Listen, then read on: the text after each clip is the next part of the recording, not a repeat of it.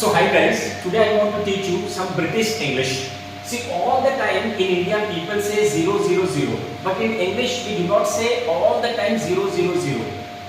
Now British English ನಲ್ಲಿ 000 ಅನ್ನಲ್ಲ, 0 ಗೆ ಬೇರೆ ಹೆಸರುಗಳು ಇವೆ. ಏನೇನು ಹೆಸರುಗಳಿವೆ ಬ್ರಿಟಿಷ್ ನಲ್ಲಿ 0 ಗೆ? Let us learn guys. ನೆನಪಿ ತಿಳ್ಕೊಳ್ಳೋಣ.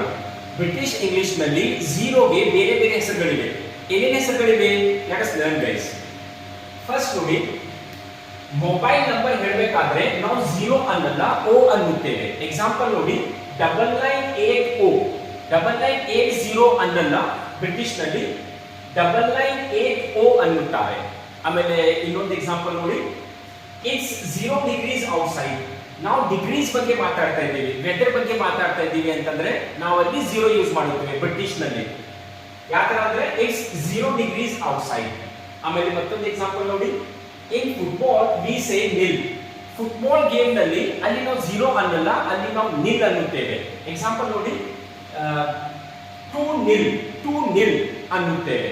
ಆಮೇಲೆ ಮತ್ತೊಂದು ಎಕ್ಸಾಂಪಲ್ ನೋಡಿ, ಬ್ರಿಟಿಷ್ ನಲ್ಲಿ 0 ಗೆ ಏನು ಅನ್ನುತ್ತಾರೆ ಅಂತ. For decimals you don't have to say 0 but naught. ನೋಡಿ, ಡೆಸಿಮಲ್ ಮ್ಯಾಥಮೆಟಿಕ್ಸ್ ನಲ್ಲಿ ಡೆಸಿಮಲ್ ನಲ್ಲಿ ನಾವು ಇದನ್ನ 0 ಅನ್ನಬಾರದು, ನಾಟ್ ಅನ್ನಬೇಕು. NAGHT NAUGHT ನಾಟ್ ಅನ್ನುತ್ತಾರೆ ಡೆಸಿಮಲ್ ನಲ್ಲಿ. ಆಮೇಲೆ ಮತ್ತೊಂದು ಎಕ್ಸಾಂಪಲ್ ನೋಡಿ, in cricket if a batsman scores 0 on first ball we call it a golden duck. Cricket game ನಲ್ಲಿ ಯಾವಾಗ ಬ್ಯಾಟ್ಸ್ಮನ್ 0 ಫಸ್ಟ್ ಬಾಲ್ ನಲ್ಲಿ ಔಟ್ ಆಗಿಬಿಡ್ತಾನೆ, 0 ಸ್ಕೋರ್ ಮಾಡ್ತಾನೆ, ಅವಾಗ ನಾವು ಅದನ್ನ 0 ಅನ್ನಲ್ಲ, ಅದನ್ನ ಗೋಲ್ಡನ್ ಡಕ್ ಅನ್ನುತ್ತಾರೆ. ಸೊ ಬ್ರಿಟಿಷ್ ನಲ್ಲಿ 0 ಗೆ ಕೆಲವೊಂದು ಡಿಫರೆಂಟ್ ಹೆಸರುಗಳಿವೆ. ಫಸ್ಟ್ ನೋಡಿ, ನಾವು ಮೊಬೈಲ್ ನಂಬರ್ ಹೇಳಬೇಕಂತಂದ್ರೆ ಅದನ್ನ 0 ಅನ್ನಲ್ಲ, O ಅನ್ನುತ್ತೇವೆ, 9980. ಅದೇ ತರ ಡಿಗ್ರೀಸ್ ಬಗ್ಗೆ ಮಾತಾಡಬೇಕಂದ್ರೆ, ವೆದರ್ ಬಗ್ಗೆ ಮಾತಾಡಬೇಕಂದ್ರೆ 0 ಡಿಗ್ರೀಸ್, ಇಟ್ಸ್ 0 ಡಿಗ್ರೀಸ್ ಔಟ್ಸೈಡ್ ಅನ್ನುತ್ತಾರೆ.